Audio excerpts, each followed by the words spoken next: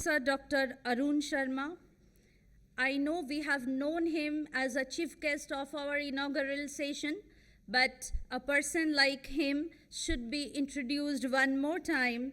Professor Dr. Arun Sharma, recipient of Royal Order of Australia, Vice President Adani University, advisor to the chairman and group head for sustainability Adani Group. Professor Sharma, a celebrated academic and researcher with an impressive career spanning over 3 decades, Professor Sharma currently serves as a distinguished professor emeritus at the Queensland University of Technology and is an advisor to the chairman of the Adani Group, where he leads the group's sustainability function. Additionally, he chairs the Council of QIMR Berghofer Medical Research Institute, reflecting his broad influence and leadership in various significant sectors. Professor Sharma has played a pivotal role in the development of Australia's ICT research capability.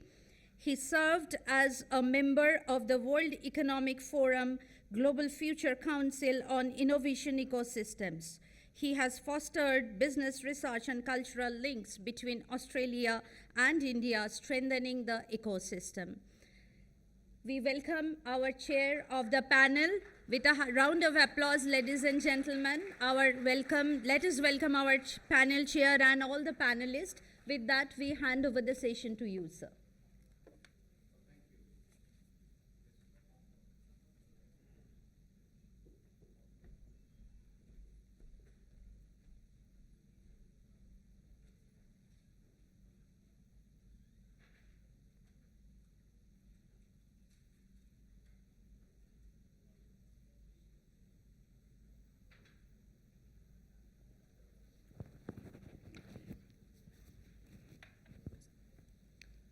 Well, thank you. We have a wonderful panel, and if you heard what I said earlier today, then this panel is the embodiment of what I said and will go a bit deeper. Now, sustainability, sustainable infrastructure, and energy transition are inextricably linked. And we saw that the foundation on which almost everything depends on is green electrons. But green electrons by themselves are intermittent, and so you need green molecules which serve as a mechanism for storing energy, a mechanism for transporting energy, also the molecules that promise to replace fossil fuels in almost every sector of the economy. Hence, we will start with green electrons, we will move to green molecules, that is green hydrogen, and then we will look at a couple of sectors. And we are fortunate to have 2 speakers here. One of them understands shipping. And as you know, if India is to go to the next level economically, our port infrastructure, our shipping dependence is going to increase significantly. So here is someone who has looked at the shipping industry and will build on some of the decarbonization pathways that shipping has to follow. Then we have someone who is an expert of what to do with biomass, because biomass is carbon neutral. The plants, as they grow, they suck carbon dioxide from the atmosphere, and when you burn them, you use them, then they return the carbon dioxide. Even better still, if you capture that carbon dioxide and somehow utilize it to make PVC and other things, you are getting into negative emissions. That is, you are sucking the carbon dioxide from atmosphere and actually storing it. Now, as we discussed this morning, while green molecule-derived ammonia is a viable option for shipping, perhaps the only scalable viable option, for aviation, the sustainable aviation fuel made from biomass is the only carbon neutral feasible solution at this stage, unless direct air capture becomes cost effective. So we have someone from that sector, Praj Industry, and I can tell you, Praj Industry is a iconic Indian company. 20 years ago, I was looking at biorefining in Australia from sugarcane bagasse and everything, and everyone used to tell me that the leading company in the world is an Indian company making equipment for this sector, and that is Praj Industry. So, all this is fine. We have green electrons. India can do it cost effectively, perhaps better than anyone else in the world. We have green molecules in the form of Rajat. We can also do it cost effectively, but still the cost is higher before India can use it to decarbonize fertilizers or other sectors of the economy. So someone has to create market signals. And it turns out that European Union is the beacon. It has set the standards for green hydrogen imports and its derivative imports at such a high level of emission intensity or a low level of emission intensity that products derived from fossil fuel will find it difficult to meet that requirement. And this is where we have our visitor from Europe, and I'm really looking forward to hearing from Doris. European Union is at the forefront of the Sustainable Green Deal. And the regulatory framework there is what provides the demand and the market signal, which will allow Rajat and his compatriots in India to scale up the hydrogen economy. And by doing that, we'll be able to reduce the cost, and then it can be applied to decarbonize India. So that is the context that this panel has been assembled. So I'll first go to Raj to basically tell us about the fundamentals. How far is India from getting to 500 gigawatt of non-fossil electricity?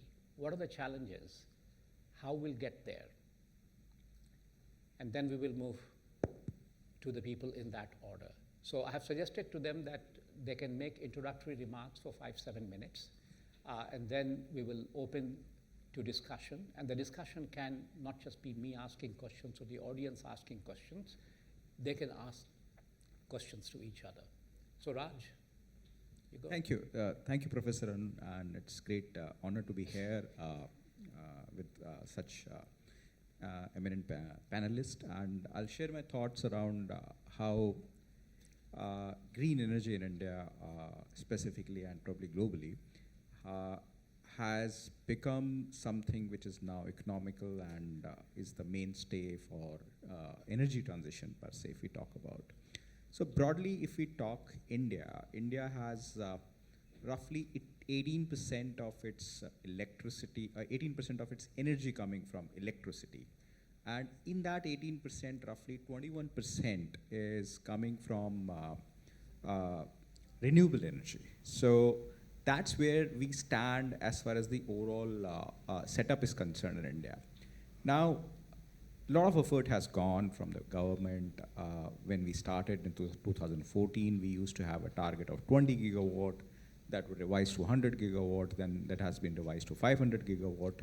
A lot of NDC targets have been set up, and the country is moving. As we stand today, we have roughly 201 gigawatt of capacities which are up and running. Broad breakup: 90 gigawatt of solar, 45 gigawatt of wind, 45 gigawatt of hydro, 5 gigawatt of small hydro. So broadly, that's a breakup. Some 11 gigawatt of biomass. So that makes up some 201 gigawatt. So the path, if we look at from today until 2030, is roughly 300 gigawatts to be done more.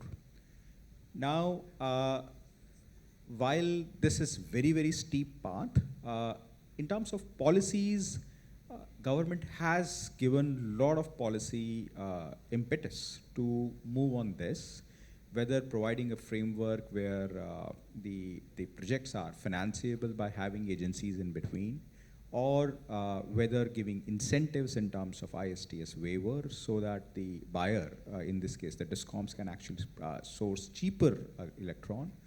The fundamental economics of green electron over a period of last 10 years has also helped. Today, on next best basis, green electrons are available at 2 rupees 40 paisa, 2 rupees 50 paisa, or even cheaper in a lot of cases. That itself helps a lot of business cases to be evolved.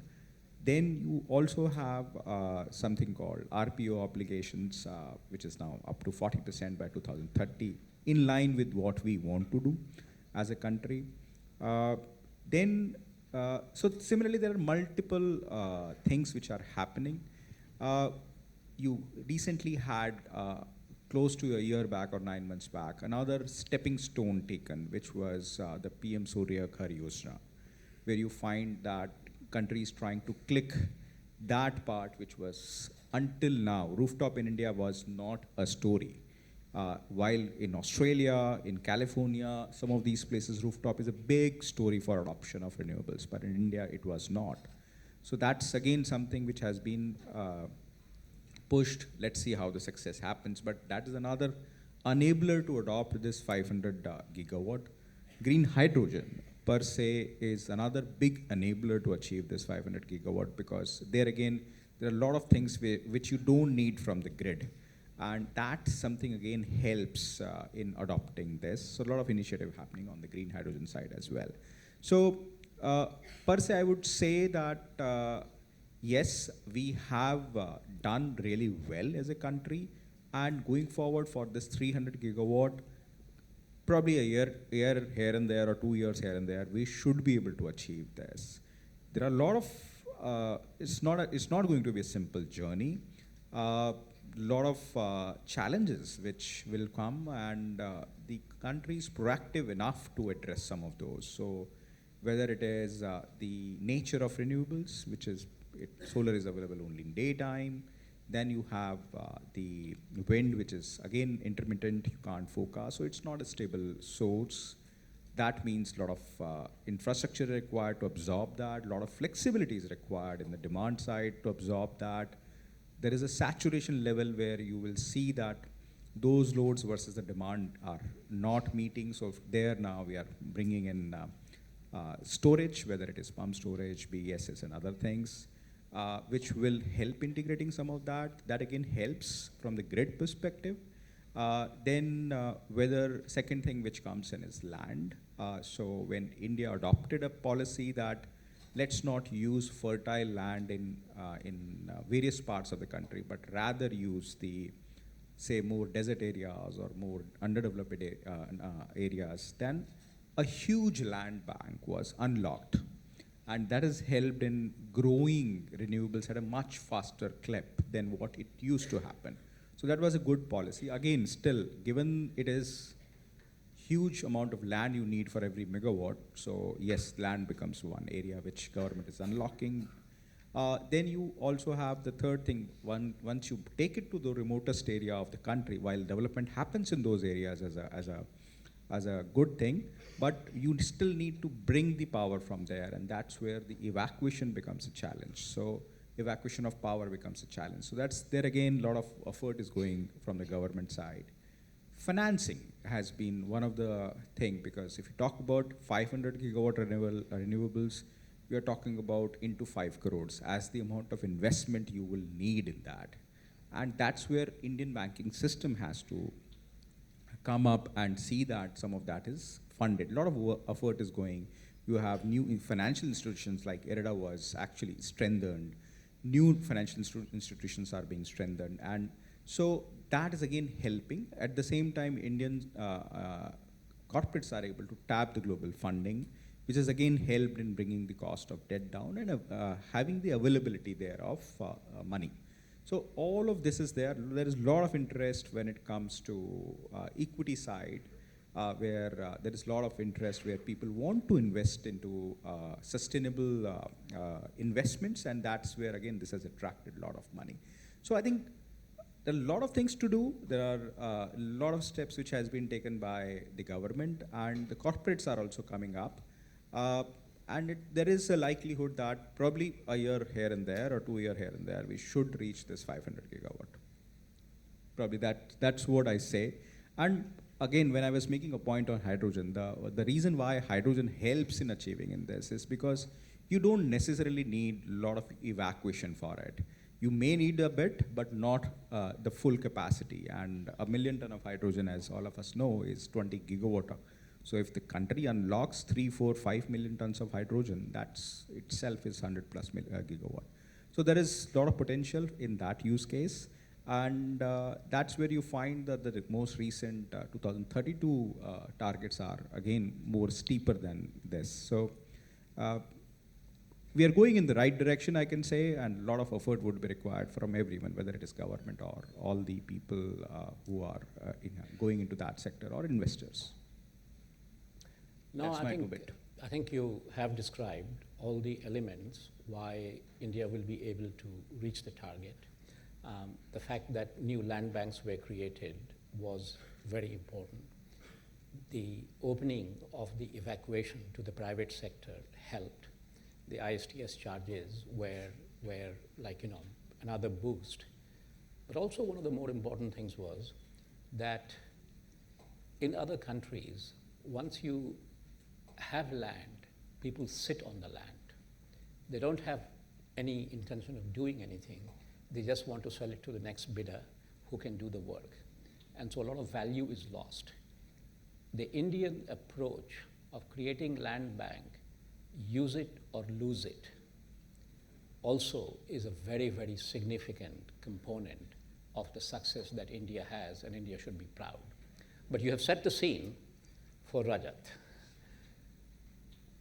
We need green molecules. Green electrons by themselves will not get us there. And Rajat, what's the prospect? Not just for your project, you are leading one of the most ambitious green molecule projects, but also the opportunity it has for India. Thanks everyone. Quite a good change from the hectic day to be involved in this kind of interaction. But I'll be a bit selfish. I'll kind of slightly hijack the agenda. I see a lot of students here. Yeah. So one of the aims I had set up, if I can encourage at least one student, even if one student out of my session, to join the sustainable industry as a career, that would have been time good spent. Yeah. So while sticking to this topic, I'll start from slightly higher macros before boring everyone with the details, which we anyways fight with every day. Yeah. I think three things are very important. The existence of mankind in the way it is today, the luxury we are enjoying, the mic I'm enjoying, the ACs are enjoying, has elevated the quality of life versus what it was in medieval day, but that has come at a huge cost. And that cost has been accumulated in multiple forms. One of the forms is the carbon accumulation or the carbon space utilization that has happened. So all this industrialization that we have seen over 2 centuries primarily has come at that cost. Now that we are enjoying the benefits of this, it is incumbent upon this generation, my generation, the generation which is to follow, to clean up or pay for those taxes. And one of the things that we'll have to certainly do so that 3 generations down the line we don't leave them with a worse off life is to get our act together. And one of those themes is, of course, energy transition. Because now the jury is not divided on it. The jury agrees that carbon transition, energy transition is necessary because we are very quickly reaching a stage where the costs are going to start impacting livelihoods, lives, economy. So we are very close to that stage. Fortunately, the mankind, all our countries got together. They decided that there is a certain level of limitations that you have to fix, that global warming cannot be beyond 1.5 degree of a baseline, which was 1990, if I recollect. The second level of work happened. If that needs to be done, then what is the reduction in carbon intensity we have to do? The third level of activity was, if that carbon intensity is to be done, who does what? At a country level, at a sectoral level, at a company level, right? So all this deliberation, discussion has taken better part of 2 decades. Professor Arun has been part of that journey. Now the fourth level dimension is, if we decide this country has to do this or this company has to do this, who pays for it, right? सारी बातें आके इस पर अटक जाती है, इसका who will pay? Because everything else you do is just spending words. And now this is where we are now starting to see, as Indians we describe hypocrisy, climate justice is the word Prime Minister formed, that we were being told that, okay, you guys need to go take a low carbon path. We said, okay, we'll take low carbon path, but please pay for it. So when the question of who pays for it started coming, then suddenly we started people seeing nuances in their stance, right? So this is the hard truth about globalization and how it has evolved. The second part I want to say is, there is one way around getting into the geopolitics of it. What if we make transition itself so cheap that you are no more doing save the world power or save the world molecule, you are actually doing something which is standing in its own commercial merits. And that is where what I want to encourage a lot of students is, in a matter of 12 years, when I first started, we had renewable power. I have myself done the first PP at 17 rupees per unit. It was purely by enterprise of companies like Adani, other companies, people, that today the same electron we are debating, yesterday we were debating, should we sell at 2.5 rupees or 2 rupees or 3 rupees, right? So today when we tom-tom, we do so much of renewable power. I must tell you, all of you, that a lot of blood, sweat, ingenuity, entrepreneurship has gone from a generation of people to bring that cost from 17 rupees to 2 rupees 50 paisa, which means sustainability doesn't come at a question who pays for it. Every customer in India pays because it's cheaper to do, right? So it's like having the cake and eating it too. There's a classic case of this. So the challenge for this audience is, and that is where you will add the highest value, is how do you make this debate who pays for it, or some poor man has to pay it, or it becomes a taxation angle, or it becomes a subsidy related sector, is how all of us in our own ingenious way make this commercially competitive so that this question, this is cheap or this is expensive, is completely out of the window. Now how do you do it, right? How does that ingenuity comes? Ingenuity comes in the form of pure technical application of mind, which again is something great work has happened in countries like Europe and Australia and other places. It comes of building frugality in how you do things, which is what I must tell you, and I'm sure almost all of you will agree that the way Indians work on anything, frugality is something which they have mastered the art. So I can tell you that the solar power which is today sold in India is probably even cheaper than China, right? And there are countless engineers, on-site engineer, operating guys who bring that frugality. Third way in which you bring cost cheaper is commercial ingenuity. It's people like Raj who can kind of work wonders with the financial model, the commercial model, make it cheaper. So there is, then the fourth way which I mentioned, how do you reduce the risk? Professor is very fond of talking how is the risk associated, how do you commercially contract it, how do you get the stakeholders aligned, the government aligned, the purchaser aligned. So why these four aspects I'm talking, there is enough for each one of you to choose a career out of it and making a difference where you're actually contributing towards sustainability, making it sustainable sustainability as the theme says. And then for the rest of lifetime, there is a vocation to be had, there is a career to be had, there is a change to be made, which is much more satisfactory. One example I keep giving again, Professor, I passed out of my MBA from IIM Calcutta in 2004. We were a batch of 250. I was just doing some calculation, how many of them are actually today working on either infrastructure or energy industry, and it was, my count was 3 people. What were others doing? Someone was selling brands, shampoos, soaps. Others are consulting. Some of my batchmates are coming and asking, okay, why don't you give consulting assignment to us? But the real game is being played by only 3 out of those people, right? So I don't want this generation of people to be swayed by the exotic careers that are seen, but this is where sustainability will happen. This room, people like you will make sustainable start to us. So this is my first bit of getting people interacted. Now getting the second part, which is more technical in nature. Sustainability has 2 elements. The energy mankind consumes can be broadly divided in 2 parts, in the form of electricity or in the form of molecules. We can proudly say, and Adani has a role to play in it, other companies have a role to play, that we have largely solved the problem of greenification of electricity. What we have not solved the problem, and which is what we are working at, and we are almost as a cusp of that change, is how do you penetrate the molecules and how do you make, which is 80% of the energy we consume. We consume that energy in the form of air travels we do, the shipping that happens, the logistics that happens, you know, all cooking that we do, the personal mobility that we do. So that is where that energy consumption happens. So the challenge that we have, I am personally also part of that challenge solving process, is how do we make that molecule again as competitive so that we don't have to go for borrowing, begging with any governments, please give us so much of incentive. We then sell on our own commercial merit. So that is the challenge we have taken. That is where I think the next fueling of this sustainability leg would happen. And I can tell you, I entered this molecule business 4 years back. I am more confident than I was 4 years back because, again, the same ingenuity is what we are seeing here. 3 things to keep watching out for, and that is how I'll close. This is a heady cocktail of not only energy transition, you need to add 2 more words, energy security and food security, right? Every discussion in energy that we do globally today cannot be done in isolation with energy security. Energy security has a large geopolitical dimension, which can take a full session of full such sessions to come to, but that is what all of us needs to be sensitized at, because it's not a straightforward thing. Food security is very important from the point of view of India, because India has a large population to feed, and again, molecules is what makes for fertilizer, and which is what is very important. You know, a lot of you didn't even realize when the Ukraine crisis happened, we were shielded from a cost of food rise because Indian government gives subsidy on fertilizer.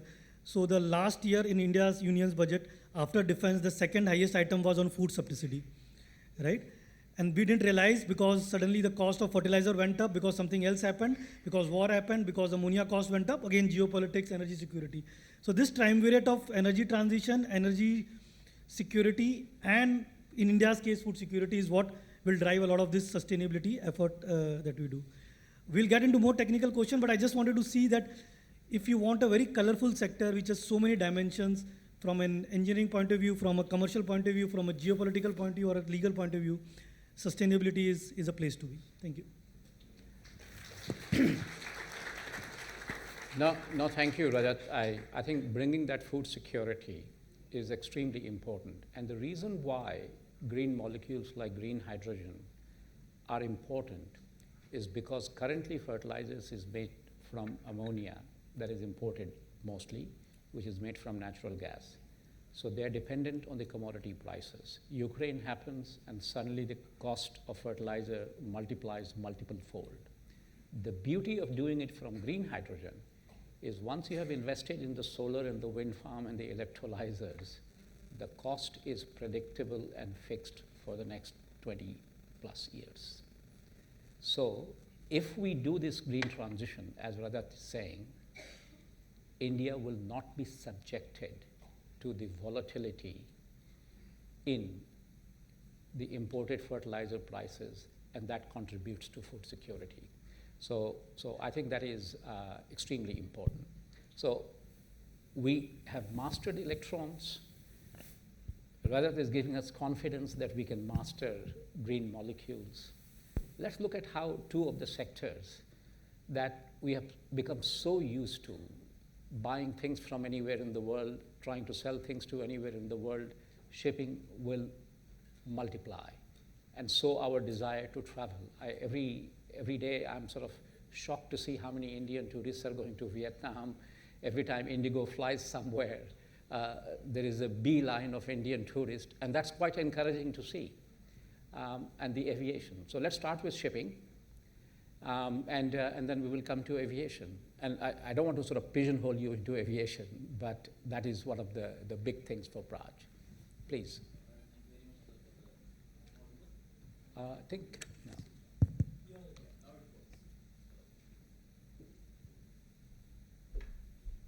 Yeah, thank you very much, sir, for for setting the tone, in fact. Shipping, before I come to the shipping, I just want, because as Ravi sir rightly said, there are a lot of students out here and there should be some food for thought for them, right? Because I believe that the technical terminologies which we are talking is definitely might be going inside, or it might be bouncer for them, few of them. I just want to start with the story. I'm sure everybody knows about Ramayana, right? So if you look at the Ramayana, mythological story Ramayana, from the technical perspective as an engineer, and myself as both an engineer as an auditor, and if I do an technical assessment and do a 5 why method, like I will ask 5 questions on why did Ramayana happen, So everybody knows that. The first thing, why did Rama and Sita go to Vanvas for 14 years? Because his father Dashratha told them to go. Why did Lord Dashratha told the Rama and Sita to go to Vanvas? Because his wives told him to send them to Vanvas and make my son Bharat as the king, right? Why did he listen to her? Because he has given 2 boons to Kaikai, his wife, that you can encash them anytime you want. Then why did he give the 2 boons? Because when Dashratha was fighting Ambarasar, the Asura, and then Dashratha's chariot wheel was dislodged by him. And at the right time, Kaikai balanced the chariot wheel so that Dashratha could fight the war, and he won the war. So he was impressed with that timely knowledge and timely help of Kaikai, and he has told that I'm giving you 2 boons and you can encash it, right? Where did the problem started? It's all because the quality of the chariot wheel was not good. It was a quality issue, guys. So now we are, as a developing country, we are building the wheel of Ramayana. So we have to be very careful in what we are deciding. If I were at higher class at the time, if higher class was there in those days, as an auditor, I would have done a verification, given a certificate, yes, this is a good quality, circular economy is taking place, life cycle perspective has been done, material has been chosen from right place. Now you can go with this chariot and win a war, right? So we need to work on details. And my professor used to tell me, Anand, God is in details. That's why we sing a song for God, right? We don't just pray and come out. We pray for a long time, right? So God is in details. So that's why we need to ensure that quality and trust is in place first. Like the students out there, out of these all courses, PhD, MTech, MBA, 5-year integrated, BTech, I could see these things. 20 people might be there in that class each, and 20 of you will get the same certificate.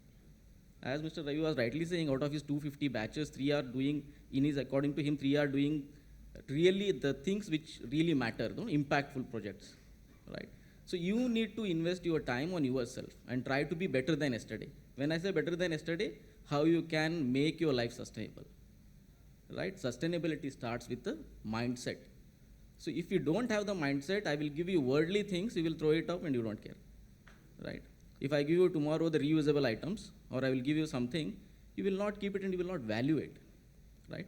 So as a students, because when I was in my childhood, right, I'm in 1985, 1990 time, in school times, professor never used to teach me, this chocolate ka wrapper, don't throw it here and there. Hum to bindas idhar fek diya, udhar fek diya. Because that culture was not there. So when we send our students to a big schools, colleges, and everything, sustainable living has to be the culture. You can make the best infrastructure in India. If your mindset is not there to use it properly, sorry. So we are talking about 1.3 billion people, right? It's not a small thing. We can use all the things to make your life easy. But if you are messed up already internally, you will not be able to. So my suggestion is that first, we need to clear our internal thoughts by asking 5 why. Why am I doing this? The same thing goes with decarbonization, right? It might be any sector. We are talking about alternative fuels, it's good, everybody knows it. But sometimes, in order to solve one problem, we should not create a bigger problem. We should be very careful. When it comes to climate change, we have 2 challenges. One, we don't have time. We are running out of time. And second, we are doing multiple things thinking that this will work. Similarly, shipping company did long back. When ships were built, they were using the hazardous material called asbestos the way they wanted it. After 30-40 years, they realized that because of this asbestos, people will get cancer if they get exposed to it, right? The same thing happened in other case, where the shipping company was putting a tin containing paint on the hull. When the entire ocean got contaminated with tin, you might be knowing, Gujarati will not be knowing about the tuna fish. Most of them are vegetarian. But people who eat tuna fish, then people did a research and say, how did that tin is coming in this tuna fish? Then they went back and said, this tin is coming from the paint which is leaching from the surface of the ship which you have been applied. And you know how many ships are there in the world? 1 lakh ships are there. 95% of the material which we called as imported today is all coming from ships. and shipping contributes to only 3%. Why I say only 3%? Because it looks better compared to cement and steel, where cement and steel is 10 to 18 per, 8 to 9%, 12%. So this looks very cool, but the International Maritime Organization takes it very seriously, and we have targets. As sir was telling in the morning about scope 1, 2, 3, right? Scope 3 is about upstream and downstream. So if your raw material is coming all the way from America and Australia or some other plant, you have to be very careful which vessel are you choosing. Now your CSO or the sustainability manager, the think tank will tell, guys, go with a vessel which is eco-friendly, which has more efficiency. Now, everything resolved around business, even sustainability, if you say, I know that when I was working in recycling sector, we were telling people to go green, but they were not seeing a value. The moment they saw if they go green and there is something out of it, they immediately jumped in, right? There is an association with that. So similarly happened with shipping, when there is a huge requirement coming from its clients that you need to run ships eco-friendly.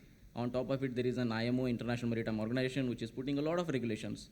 The first thing they started with, double hull to single, and single hull to double hull tankers, then low sulfur fuel. Now talking about, you need to optimize the route in order to minimize the emissions. If the vessel has to go to Europe, say like from this year, EU ETS applies, then they have to pay a carbon tax if they don't emit within the limit. So then what the people will do, immediately jump on to booking a new vessel, right? I want to build a new vessel.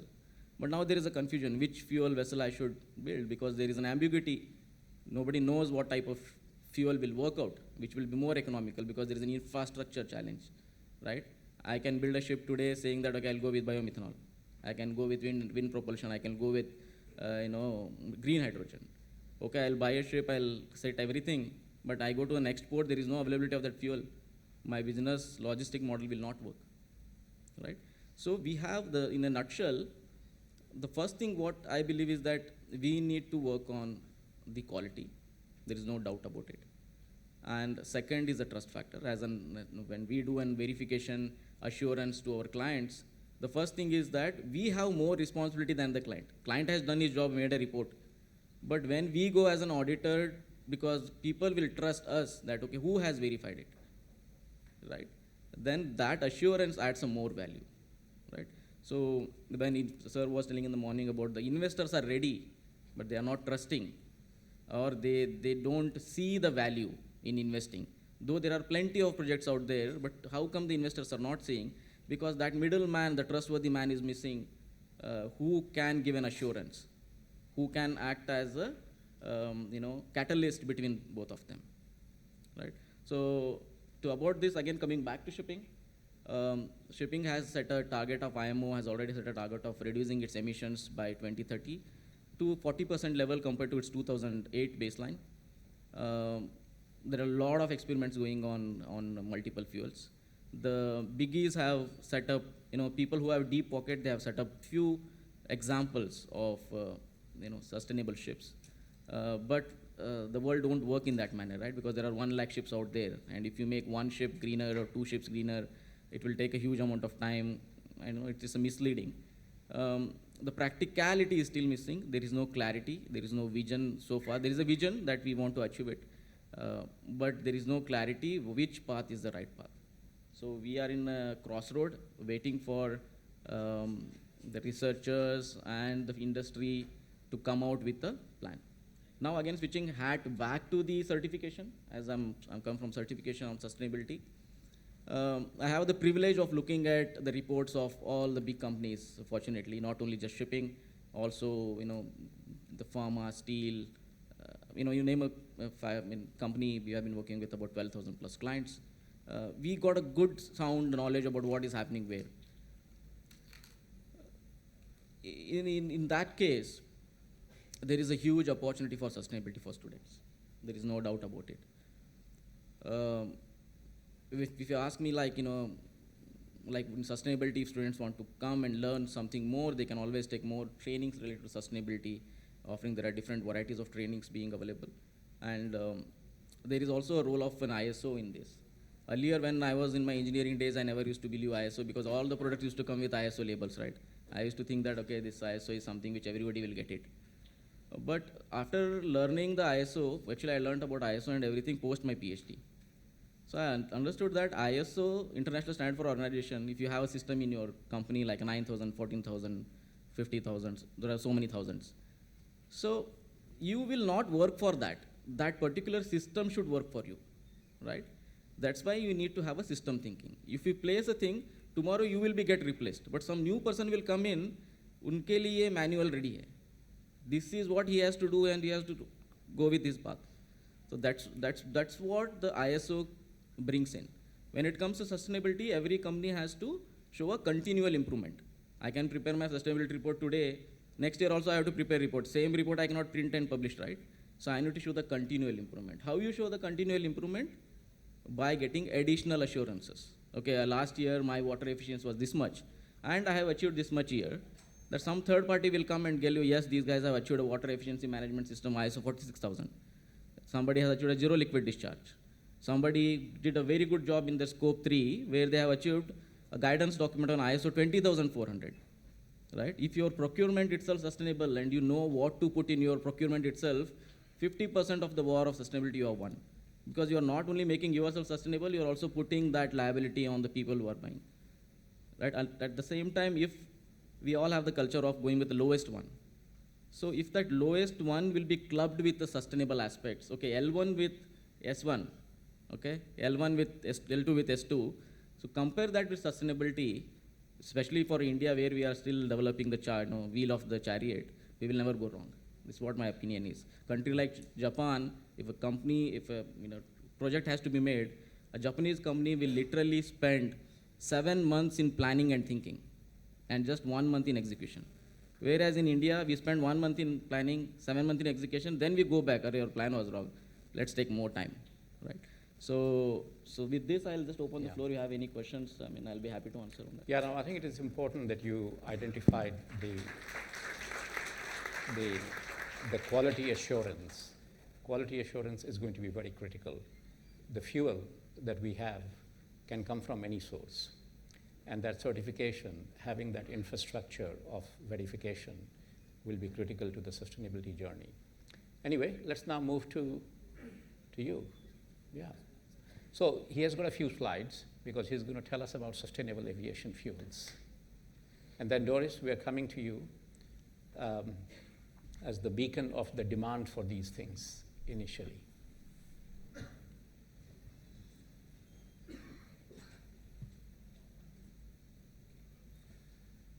Good afternoon, everyone. Thank you, Professor Dr. Sharma, as well as the organizers for providing me this opportunity to talk about the role of biofuels in the energy transition and decarbonization. So I represent Praj Industries Limited. Some of you might be knowing about this company. We are a leader in providing technologies, plant, machinery for biofuels for past 4 decades. And we have a portfolio of technological solutions for renewable transportation fuels as well as renewable fuels and renewable chemicals such as bioplastics. So the technologies that we have in our basket are related to bioethanol, biodiesel, sustainable aviation fuel, marine biofuels, and green hydrogen. So overall it covers all the facets of transportation, that is road transportation, ocean transportation, as well as air transportation. So we believe in the sustainable, we believe in the providing sustainable solutions for decarbonization of the transport sector, and now we are also entering into the renewable chemical sector, wherein we will be decarbonizing the chemical sector. So last year on 19th of May 2023, we flew India's first commercial passenger flight powered by the blend of sustainable aviation fuel and jet fuel. This flight was well received by Honorable Minister of Petroleum, Mr. Hardeep Singh Puri. So the sustainable aviation fuel that was produced with the technology developed by Praj Industries, it was produced in our laboratory in Pune. It was well tested by Indian Oil, and finally it was refueled by AirAsia flight from Pune to Delhi. So this is the first moment in India wherein a sustainable aviation fuel has been used for the commercial transport, commercial passenger flight. Although sustainable aviation fuel is now getting well into advanced commercialization phase in United States and Europe, India is still at a nascent stage. So now going back to why there is a need for using sustainable aviation fuel, there is well established research that says that we need to embark on the path of energy transition and decarbonization. As we know that 2024 has been the hottest year in the history of the planet Earth. That was stated just a couple of weeks ago by World Meteorological Organization. And the only way that we can mitigate this climate change and avoid this irreversible climate change is by limiting our global warming to 1.5 degrees Celsius.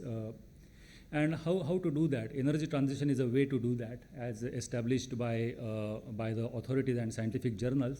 And there have been a global movement. As you know that COP29 has been just taken place in Baku, Azerbaijan, and in which there has been a consensus on establishing carbon market, global standards for carbon market. Carbon market and policies play a very important role in commercialization of various renewable fuels, renewable chemicals, and it plays an important role in the overall energy transition. So as you know that India has also embarked on a net zero goal to be achieved in 2070 along with more than 100 countries. But energy transition is not a new phenomenon. It has been going on for past many centuries. Like at least for last 400 years, energy transition has been taking place. When we started using coal in the first industrial revolution, then came the oil and gas, and then came the nuclear energy, and then came the renewable energy. So energy transition in itself is not a very new phenomenon. It has been going on for past 300 to 400 years. What is changing is the type of energy that we have been using. Earlier we used to use wood, then we shifted to coal, then oil and gas, and then to renewables. So we are moving from high energy fuels or high carbon energy into low carbon energy, and finally we are going to era of no carbon energy, which means that we will be using nuclear energy, green hydrogen, or renewable power like solar and wind. So that is the ultimate solution, wherein we will have no carbon energy. An entire form of energy that we consume is renewable in nature.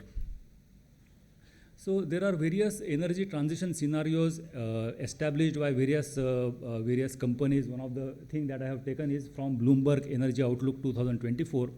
There are three main components of energy transition. One is grid decarbonization, which can be achieved through use of renewable power from solar and wind. Then second is the industrial decarbonization that can be achieved through use of green hydrogen. And third is the transport decarbonization, which can be achieved through the use of biofuels. Biofuels for road transport, biofuels for marine transport, and biofuels for air transport. So as you see, the technology pillars of energy transition, at least three pillars are related to the bioeconomy or biofuels. That is a green hydrogen that can be produced either from electrolysis or from compressed biogas as well through steam methane reformation process. Then second is a sustainable aviation fuel. Aviation is a hard to abate sector because green hydrogen and battery powered aircraft are still far away from the technology point of view. Currently, only biofuels or sustainable aviation fuels would contribute toward the decarbonization of aviation sector. And the third is and the most sustainable form of energy would be using the natural resources like water, sunlight, and wind to produce power to liquid biofuels. So when we talk about biofuels, sustainability is at the core. And you will see that many countries, almost like more than 150 countries, have embarked on policies related to the biofuels. Like India has estimated that bioindustrial growth would go from $7 billion to $120 billion in next 5 years. There are various policies in United States and European Union that would promote use of biofuels, particularly sustainable aviation fuel. And in all this, sustainability is at the core. So if you talk about the contribution of ethanol, which is a biofuel, whenever you buy petrol at a retail station, you get minimum 15% of ethanol blended with it. So the key facets of biofuels are availability, affordability, and sustainability. So when you use ethanol or when you use sustainable aviation fuel, the life cycle greenhouse gas emission saving is at least 50% than that of the fossil fuels. So when you use 1 liter of ethanol, you are using half you are responsible only for the half the carbon emissions that would have been caused because of use of petrol. So India started slow with ethanol blending back in 2001, but it has really accelerated in last 10 years. In 2013-14, we used to have 1.5% blending using 380 million liters per year of ethanol. But just now in the month of September, the statistics was released and it says that we have achieved 17% of ethanol blending with petrol using 5,000 million liters of ethanol. And very soon, that is in next year, we will reach to the 20% blending of ethanol with petrol. That is the aim of this government. So what has it resulted into? It has not only resulted into decarbonization of the transport sector, but it has also resulted into approximately 90,000 crore rupees going back to our farmers. So it has created innumerable rural jobs and boosted the rural economy. It has saved us 106,000 crores through import substitution, because when we are using ethanol or biofuels, we are substituting crude oil. We are importing less crude oil. And it has also resulted into 544 lakh metric tons of greenhouse gas emission saving, which will directly go into our nationally determined contributions, thereby achieving the climate goal of this government. So the important facet of biofuels is not only decarbonization, but it is energy security. It is doubling farmers' income. It is improving the rural jobs. So it gels well because India has got innumerable resources for production of biofuel. And one of the resources that Professor Sharma talked about is the biomass. India produces approximately 500 million tons of biomass every year, and out of that 100 million tons of biomass is burnt on the field every year. Many of you are aware about the pollution problem in the National Capital Region in the months of November, December. If you go to Delhi, it's really bad out there from the pollution perspective. So we have a solution for that. My company has provided a technology to Indian Oil, and Indian Oil is establishing a plant to produce, to consume 400 metric tons of agricultural residue to convert into bioethanol, 100,000 liters of bioethanol per day. So probably 6 months, once the plant is operational, this problem of paddy straw burning in Haryana and Punjab will get reduced to a certain extent. And Government of India is also planning to set up 12 such projects based on agricultural residue that is currently burned in the field. So having a biofuel or ethanol plant will not only result into decarbonization or would result into the reduction of life cycle greenhouse gas emissions, but it would also reduce the particulate matter in the air, because you won't be burning the biomass that would have been burnt on the field. So apart from ethanol, there is another biofuel called compressed biogas. Now Government of India also has got a policy called Sustainable Alternative Towards Affordable Transportation, in which government plans to establish 5,000 compressed biogas plant producing 15 million metric tons of compressed biogas, which will not only use to decarbonize the gas sector, but it will also result into the same benefits such as energy security and improving the farmers' income. Yeah, Amol will need to wrap up quickly. Oh, you already there? Yeah, so that's my last slide. Yeah. So let's co-create the new paradigms of bioeconomy, helping serve the future. That's all from my side. Yeah. No, thank you. Yeah, thank you. Yeah. I mean, a careful utilization of biomass is going to be part of India's, approach in combination with others. So obviously, Doris, we wanted to come to you last because all these things work, but the demand is where many of these industries will take off. And European Union has been at the forefront. So for the audience to understand the European Green Deal and some of the challenges with the new geopolitics that are coming in will be quite instructive for all of us. And then we can have a few minutes for some conversation. So go for it. Thank you very much, Arun. Actually, in the break, you asked me, will the standards stay the same? Yeah. And I thought about this. And Rajat is thinking a lot about it. I do have a clear answer to this. Yeah. However, please allow me first to say a few words of gratitude and then put the answers to this question into context. I would first like to express my sincere gratitude to our Dani University for inviting me to be a speaker at this panel, and in particular, my very warm thank you to Professor Rashna and her whole team for the excellent organization of the conference. Well, the context of the European Green Deal. I would like to address 3 points. First of all, what is it really, the European Green Deal? Why do we have it? And how have we implemented it so far? Secondly, and ladies and gentlemen, we are right now at a very interesting point in time because on the 1st of December of 2024, so less than 2 weeks ago, a new European Commission has taken office.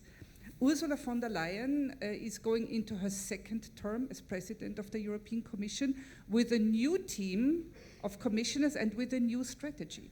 So what will happen to the European Green Deal? I can tell you it will be reframed. It will not be continued as in the last 5 years, and we'll see what's going to happen. And then thirdly, what's in it for India, of course, yeah? Because this is what I assume you, dear participants to the conference, will be interested in. So, the European Green Deal. Basically, it's the goal defined in the year 2019 to become a climate neutral continent by the year 2050.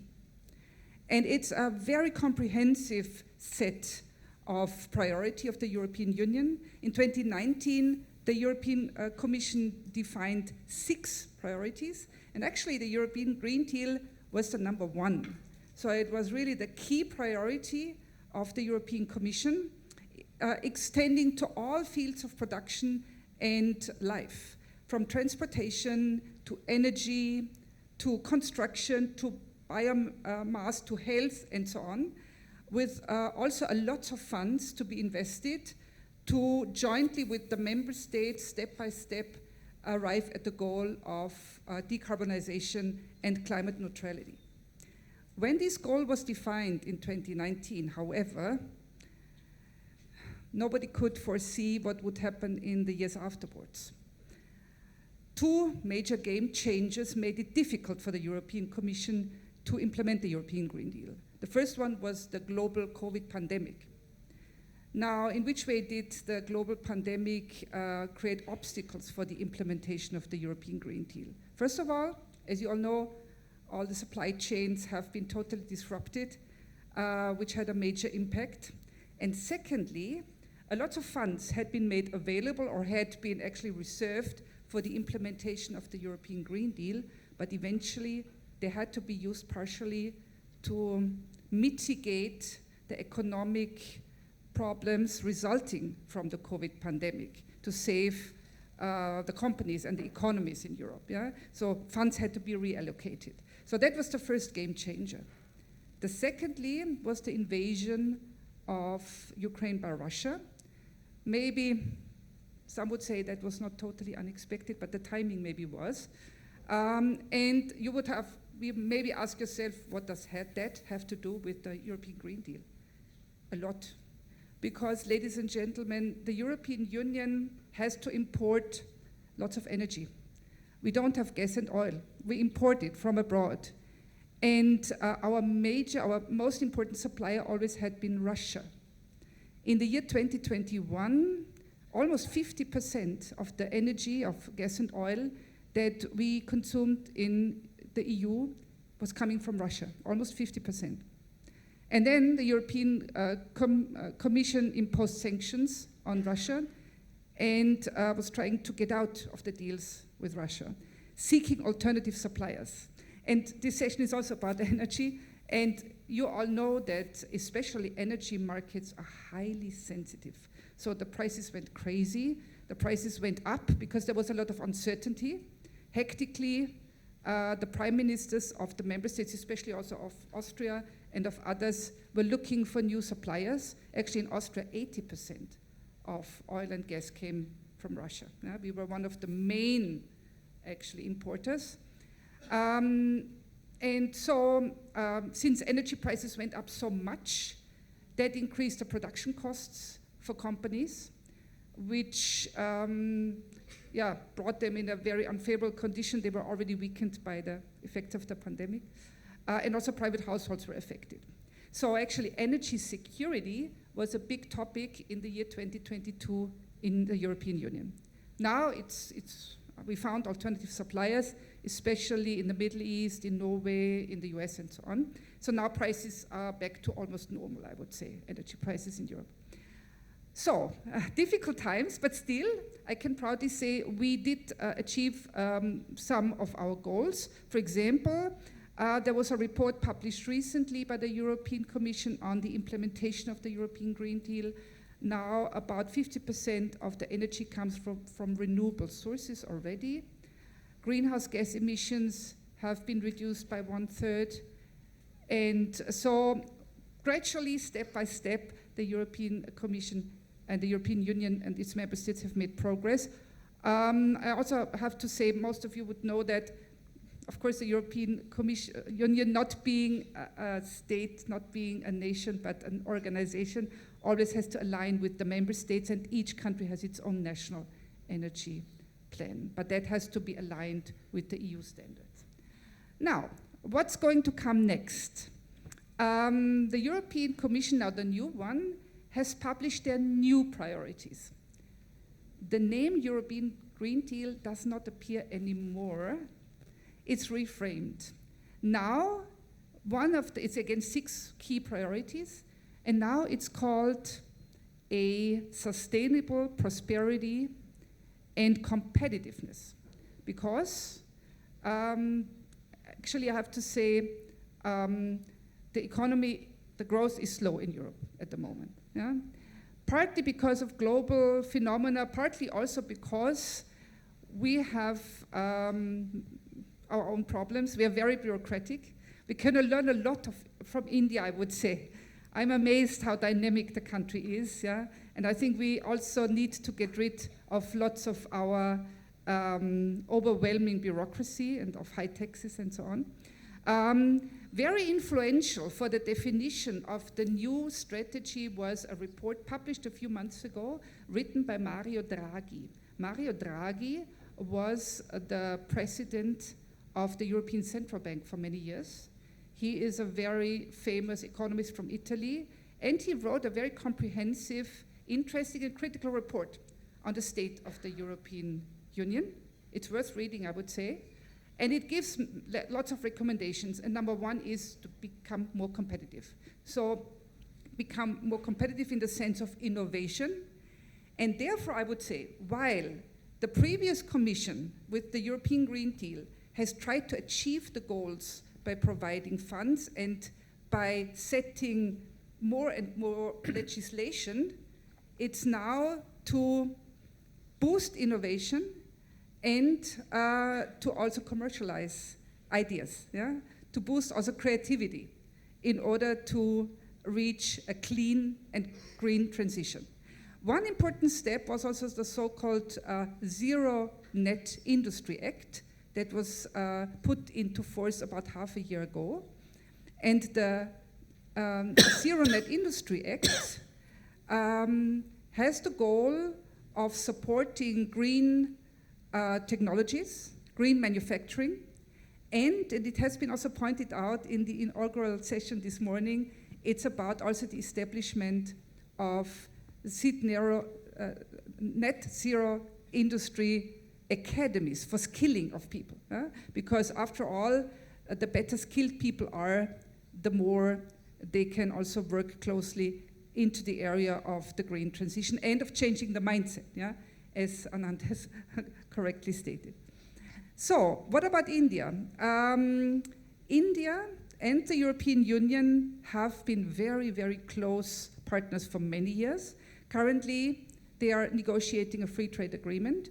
And in February of 2023, India and the EU have set up the TTC. This is the Trade and Technology Council. And the Indian ambassador to the EU has just recently pointed out that the TTC, the Trade and Technology Council, is going to deal especially with green technologies. And then it's about finding good business models, as you have pointed out in the morning, Arun. And I think your example with the green hydrogen is just an excellent example showing that it's possible to make a lot of money with green technologies, and we still have to figure that out in Europe. And now about the standards, what my estimation is if they would still stay the same under the new strategy of the European Commission. First of all, I would say, in spite of the fact that the term European Green Deal has seemed to have vanished, it has been explicitly confirmed by Ursula von der Leyen and her whole team that the implementation of the European Green Deal is going to continue. After all, we have reached a point of no return. It has been pointed out by many speakers today, also by the excellent keynote of Professor Bharat, that there is an urgent need to action, and all sensible human beings on this planet will realize that. And it has been confirmed. So I trust a term that has also been used correctly, and it's a key term, I would say, that it will continue to be implemented. The second reason why the standards will not suddenly change is, ladies and gentlemen, because legislation is very slow on the European level. Because the European Commission comes up with a proposal, that it goes through so many committees, has to be aligned politically with the member states, then discussed in the European Parliament. It takes years. And of course, businesses, you want to plan your activities, yeah? But I can assure you there will not be sudden changes, because it's impossible on the European level, never any sudden changes. We are slow, too slow. And then, since it's now the era of a new European Commission, it's the time of lobbying. And this is, of course, what will happen. And what is happening by European, Indian stakeholders. And so I think together, we will be able to reach a good common future. And I think it's also events like this which reach out especially to the future leaders, to our students. Yeah? And thank you for being here, because I trust that you will take this further, write a PhD thesis about this, and then also have an influential effect on policymakers. Thank you. Thank you, Doris. I think your words are reassuring, especially to Rajat. We wish European Union all the success in becoming more agile, but when it comes to holding on to strict standards that they have defined, I think we like European Union as it is. Someone was asking, who is the leader of European Union? In some sense, the European bureaucracy is the leader of European Union. So in an era of someone like Trump, it's a good protection to have.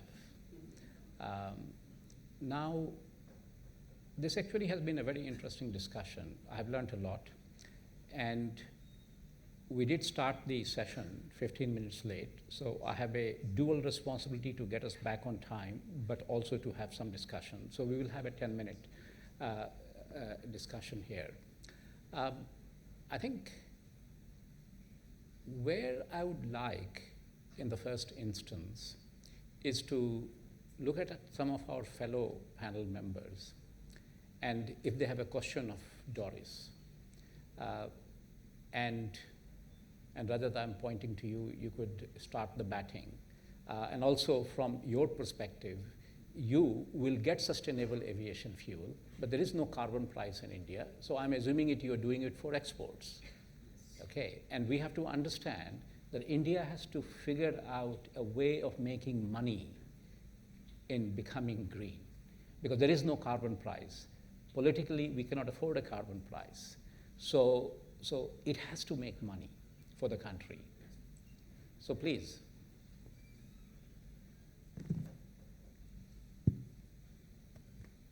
I think between the panel members, a lot of topics got covered, from philosophical to mechanical. So I think that way it was a rich discussion.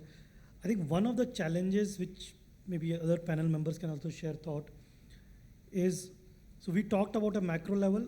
Other thing which is important, and I can speak about the Adani group, how there are two categories of people in the world order: people who set the policies, have an approach to it, and then there are people who execute it, right? So in Adani group, for good or for bad, we pride ourselves, how would we put nuts and bolts of that on the ground, right? So there is a time for debate, and then there is a time for execution. At least in certain sector, for example, in green transition molecules, European policy, I think I almost admire the fact that sometimes we chide them for bureaucracy, but at least Europeans were the first to set up a standard. You may agree, disagree. According to us at Adani Group, and including my belief is, it is what it is. Within that framework, let's set up which meets it, right? Yeah. You can be into a paralysis by analysis kind of a mode. So now what we are doing, and some of our fellow developers are doing, is we know this is a market, this is a carbon footprint, possibly this is the price. How do we leverage strength at Adani Group of being a large renewable power player? So just, and again, I'll give you a business angle to it. I can speak about business. If you have to deliver a molecule, it's a combination of 7 projects. First project is to produce electrons. Second project is to transmit electrons through a transmission line. Third project is to convert that electron into molecule. Fourth electron is to source water, having demineral RO water facilities out there. Fifth project is to then convert that hydrogen into, let's say, ammonia that you were talking about. Sixth project is to have a port jetty to transport it. And seventh practical project is to ship it out, right? So when you have a combination of 7 projects to deliver what is required for world and for Europe to meet their transition goal, which they are still complying to, as was mentioned, who can commercially stitch it together, right? So again, in Adani, we are the largest renewable developer. We are the largest transmission company, private sector transmission company. We will be in some time one of the largest electrolyzer manufacturer. We are already one of the large desalination or RO water provider for the. We will of course have technology for ammonia, and we are the largest port in the country. So what we are doing is, how do we leverage this supply chain, reduce the risk that I was talking about, reduce what is called project on project risk, and then your financing costs come down, and then produce a molecule at a price for which there will be appetite in countries like Europe, like in East Asia to produce. So we are focusing in, and when I say we, it is not at my level. I can very proudly share, even at the level of chairman, we go into that level of detail. Yesterday we were having a meeting with the chairman on one of the topics.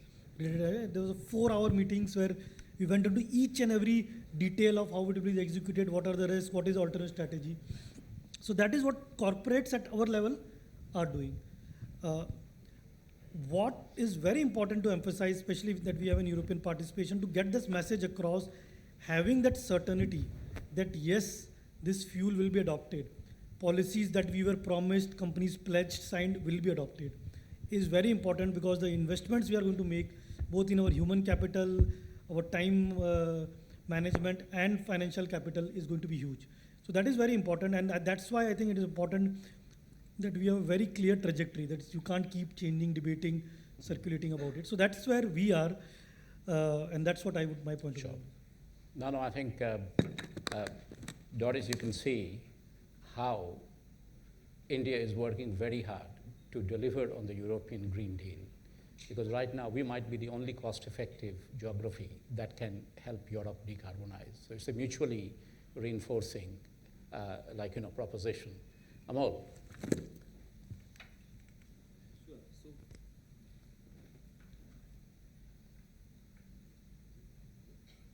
could use Rajat's. Hello. So you have rightly said that there is no carbon tax in India. So how would we commercialize sustainable aviation fuel in India? Particularly when the cost of sustainable aviation fuel is approximately 3 to 4 times than that of the regular fossil jet fuel. So here I will take the example of two regions. One is United States and other is Europe, wherein they have got certain policies for commercialization. So any project would become viable with the support of a policy, either through incentives or through regulation, as well as through the use of carbon markets. And all these things are very well established in United States as well as in Europe. So US policies are based on incentivization to the producer of SAF, as well as use of secondary markets such as carbon markets at the state level as well as at the federal level. Whereas European approach has been the regulation, a blending mandate, as like in India. In India, we have got a blending mandate for ethanol. So in Europe, they are starting with 2% blending mandate of sustainable aviation fuel starting with 2025. So it will be a market-based demand and supply once they have the blending mandate in place. Whereas US is going with an incentivization. They have got a thing called SAF Grand Challenge, wherein they have developed a strategic roadmap to produce almost 3 billion gallons of SAF per year by 2030, and they have developed a strategic roadmap for the entire supply chain, right from the biomass collection, biomass handling, biomass logistics, to the technology for converting biomass into SAF, and the downstream ecosystem. So these are the two approaches for policies and carbon markets that can be taken by India. These are the lessons that can be learned by Indian government and Indian policymakers and can be implemented in India for SAF projects which are not viable as of now. Yeah. Now that's a very useful point, and again, it's all pointing to the demand signal. Raj, I want to come to you. You have been quite involved in Adani's foray into creating a completely new supply chain for the solar manufacturing. We manufacture solar modules, cells, ingots, wafers, and Mr. Trump might force us to make polysilicon too if he increases the tariffs. So India and Adani Group is making a totally new supply chain. Obviously, they will be used for projects in India, but they will also be exported globally. Europe has got CBAM. Fortunately, solar modules do not come under the CBAM because they have the ability to reduce European carbon intensity. But how do you see the broader ecosystem? Because there's always this battle. CBAM at a country level is seen as a trade barrier. But if it is going to be there, the private sector, while will support the country in its policy, but it has to compete globally. So the private sector will have to decarbonize so it comes down under the CBAM. So do you see Indian industry, while supporting the Indian government policy that is the unfair trade practice, the CBAM, is preparing to export and not lose out? That's a very, very interesting development, actually. And I'll just point out to one thing. Until 3 years back, or 2.5 years back, the adoption of renewable energy in the energy basket of industry was way, way lower. The primary user of electricity in renewable electricity was public distribution companies, or DISCOMs as you may say. That has moved. That has moved for 3-4 reasons. One, their buyers, which in case of an export thing, so if Walmart is selling something in US, they are counting their carbon footprints, okay? And when they tell their supply chain that no, please decarbonize, the question is who can deliver that? And when the question comes in is who can deliver that, and if you can deliver that, then there is a value. So there is a question of value which you are able to do because you can deliver. And then in a lot of cases, it also helps because as I just mentioned some time back, is renewables per se has become more economical compared to traditional sources. So it's a two-way incentive for a lot of industry participants to now adopt renewable energy. So is the case for CBAM. And it's a huge opportunity.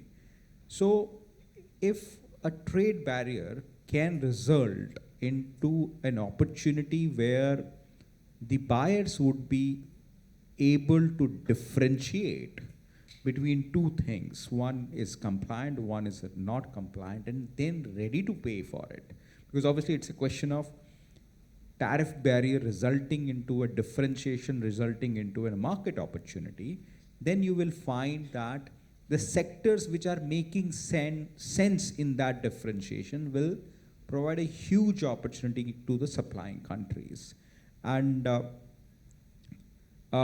India per se is very, very strongly placed or as a huge opportunity in a lot of areas where it can become a preferred supplier. Yeah. So the point you make is really valid point, and the people who can actually make those moves will be able to succeed in this export game and become an alternative supply solution for a lot of global market purchases. So it's a huge opportunity. Great. And so that gives me a segue to Anand. And Doris, you will have the last point you will make, and I'll come to you.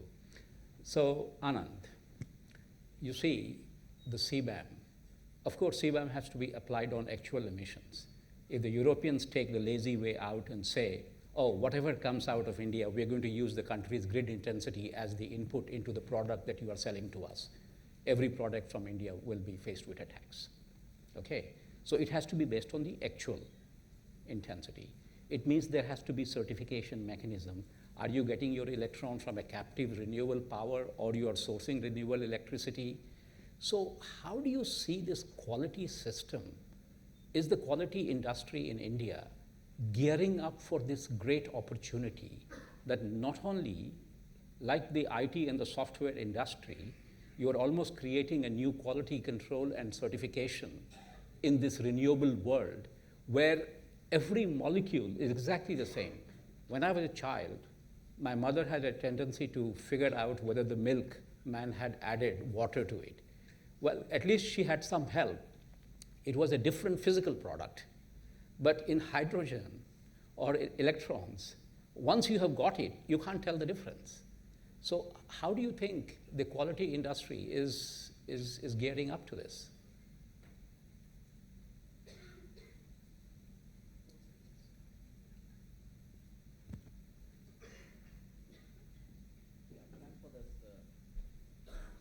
Hello.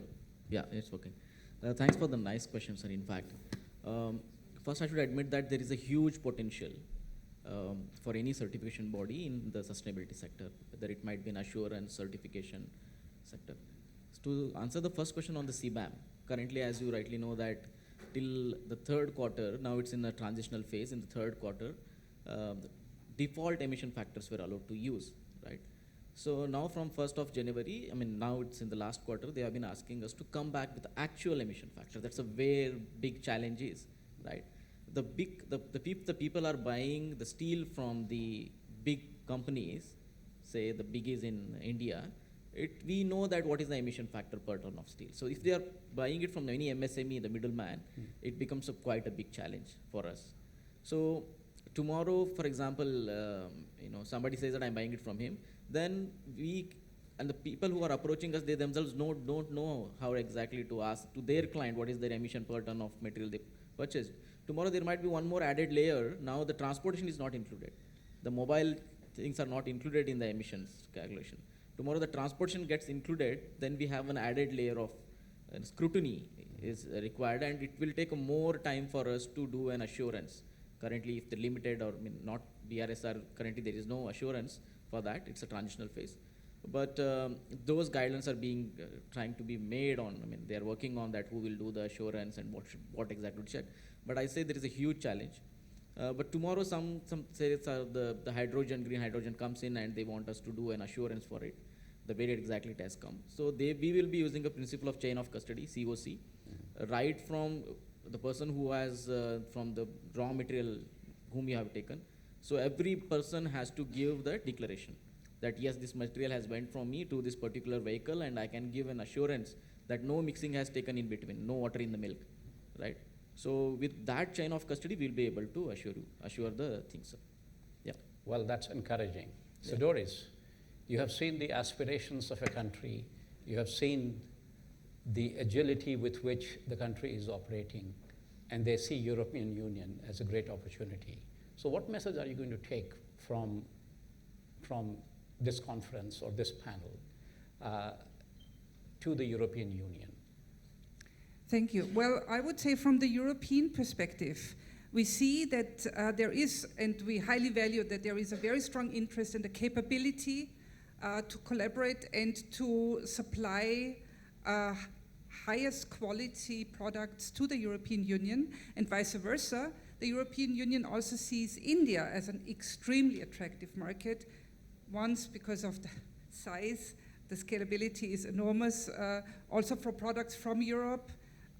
European companies have entered the Indian market with machinery, with electronics, and with other products. So we also see possibilities to deliver our products to the Indian market. And I think also we need to consider the long-term perspective of partnership of India and the European Union as two players that, in my view, seem to be also similar in terms of democracy, understanding and respect of human rights, of rule of law. And I think all these values are not visible in all areas of the world and seem to be endangered. And therefore, I hope that India and the EU will jointly on the global level, on the level of the global organizations, the UN, WTO, and so on, really jointly pursue these values. And that would also help to guarantee a long-lasting sustainability and prosperity for us all. Well, thank you. And so we didn't get to the audience, but I hope you have enjoyed this. Please join me in thanking the panelists.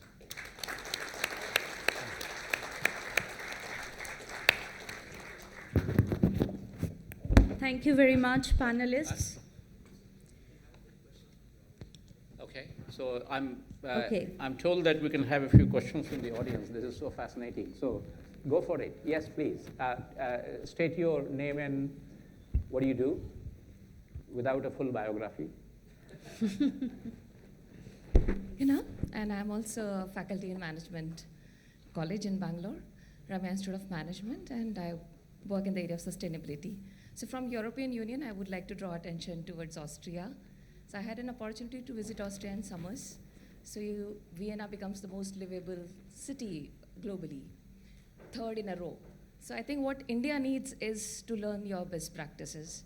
And I would like to draw attention on two things, which I think Adani groups later also can deliberate along with other experts, especially when Dr. Doris is here. One is the hydropower. We only talked about hydrogen, but you excelled there. And your larger energy requirement comes from your hydropower in Austria. Second thing is the way you have developed the infrastructure and managed sustainable tourism. Because when you talk about Hallstatt or other cities there, the way you have developed the infrastructure, which is very, very sustainable, and the way you have handled the overcrowding, right? I think India needs to twin, because we talk about digital twins. So why not to learn from them? And when we are developing our tourism sector and the destinations, there's a lot to learn from the individual country, Austria. So if you could highlight that, and if those kind of deliberations can be made more specifics when the experts are here, that would be great. Thank you, these two. So Doris, go for it. Yes, well, thank you very much. indeed, it's not always easy to reconcile tourism and maintaining traditional landscapes with setting up new technologies. I can tell you, for example, when it comes to wind turbines, in Austria, especially the western part of Austria that's close to Switzerland, is very popular for winter tourism and also for tourism in general, yeah? And they refuse to set up wind turbines on their mountains, yeah? So the wind turbines are in the east. There are also tourists there, but less. So it's not always really easy to find a good compromise. There is lots of debates also on that, I have to say. But we all have to agree that sustainable tourism really also means that you safeguard also the needs of the local population. This is very important. Yeah? And I think many countries have moved into this, and therefore, thank you for your comment. So I think what you have said is very important, but I think the role models for India are also going to come from different countries and geographies. If you look at United States and Australia, they have a sense of vast land masses. They have their footprint of real estate that is very significant, that just can't be replicated here.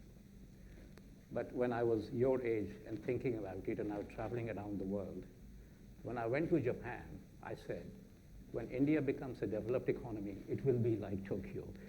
Like, very small apartments, like, transport, urban developments, the city, the infrastructure works, you can go from anywhere to anywhere, but people almost bump into each other. And so those are the geographies that India has to look at.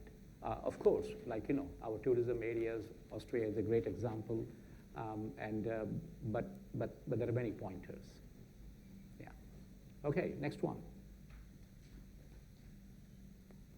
Yeah, please go ahead.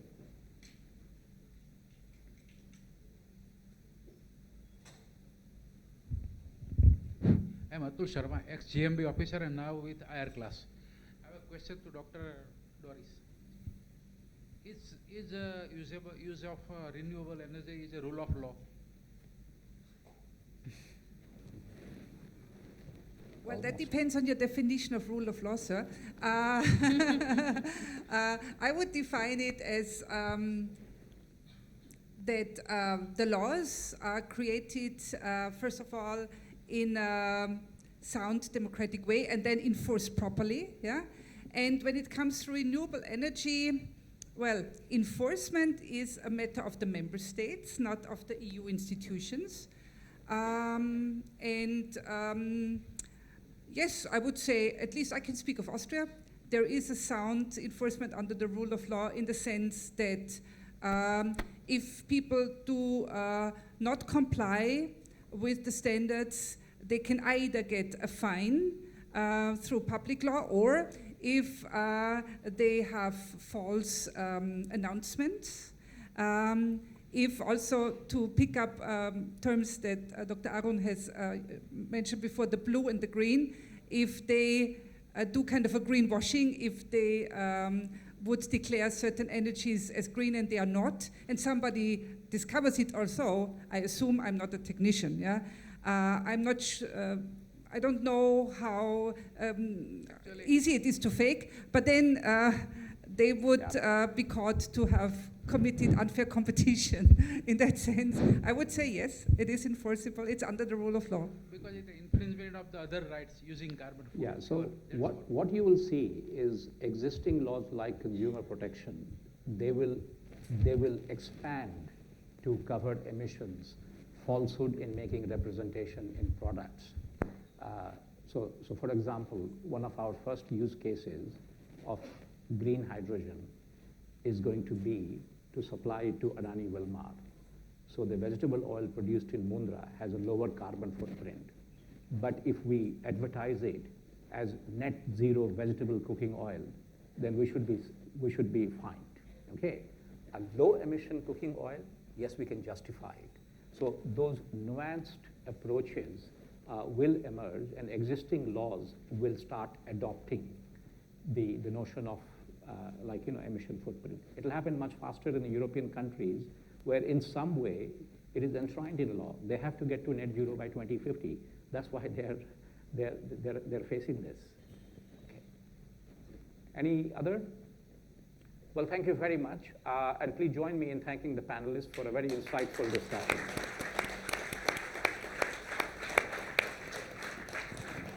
Okay. With a round of applause, we thank the panelists. And initially, as I was rushing through the profiles of the panelists, I was feeling a pang of guilt, knowing fully well that I'm not just doing justice to the profiles of these veterans, but I'm sure the multivariate perspectives, the depth of expertise that have reached us, now that gap is bridged sufficiently. And it is time for expressing our gratitude and heartfelt thanks by presenting our token of appreciation to speakers and the chair of the panel. I would like to invite Dr. Namita Pragya to come on stage and felicitate Professor Arun Sharma.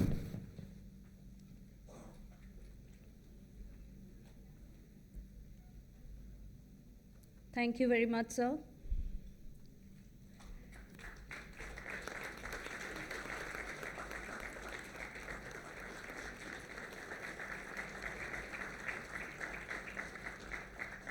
Ms. Aarti Singh, please come on stage to felicitate Professor Dr. Doris Kendall.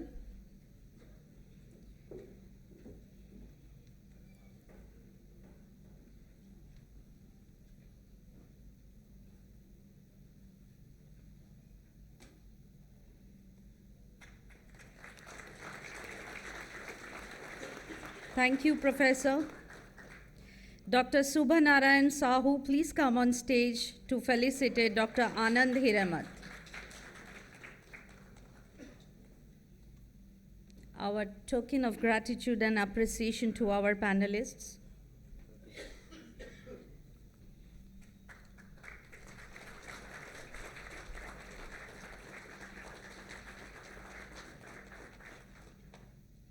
Dr. Manju Rai Singhani, may I call you on stage to felicitate Mr. Rajkumar Jain?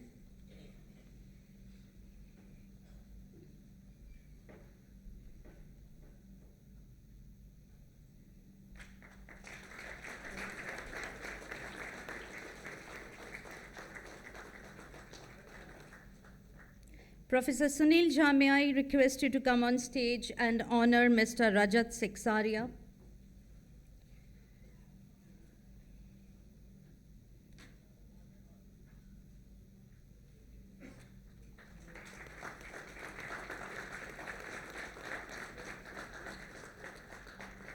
Dr. Alok Kumar Singh, please come on stage to felicitate Mr. Amol Nisal.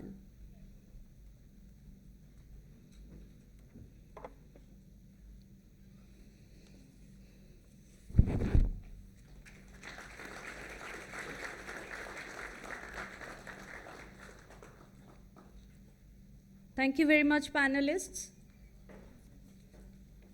Thank you very much. Maybe there would be a group photograph. I would request you to step forward on the stage.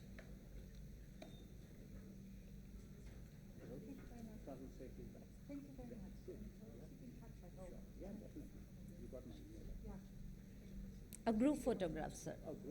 Yeah.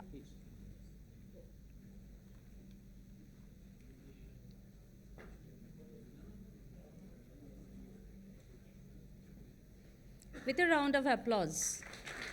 Thank you.